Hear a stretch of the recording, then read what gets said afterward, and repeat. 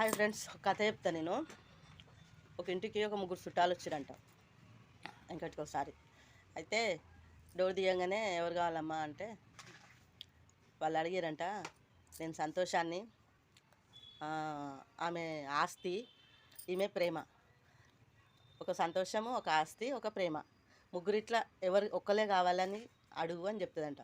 ముగ్గురు అయితే రారు, ఒక్కరినే అడుగు అంటే ఇంట్లోకి వచ్చి అత్త కోడలు ఆలోచించుకురంట ఎవరిని పిలవాలి. అత్తమ్మ ఒక్కరే వస్తారంట, ముగ్గురు రారంట, ఎవరినో ఒక్కరిని విలువమని ఎవరిని విరుద్దామని ఆలోచించుకుంటురంట ఇటు అటు తిరిగి. అంటే ఆలోచించి అలా అన్నదంట, ప్రేమ విలువ అని చెప్పిందంట. సరే అని చెప్పి ప్రేమ అనే ఆమెను పిలిచిందంట లోపలికి.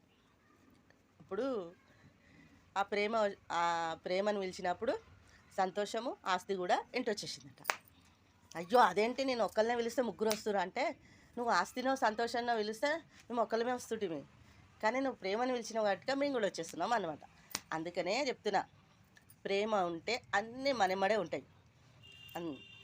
సో అందరి చుట్టాలు రాగానే సరిపోదు, ప్రేమతో కలిసిమెలిసి ఉండండి, అదే చాలా మంచిదనము. ఇంకా ఇగో నేను ఒక్కదాని ఉన్నా, ఏం చేస్తలేను, అందరు ఏమేమి చేసిరో జర నాకు పంపిరు కొంచెం.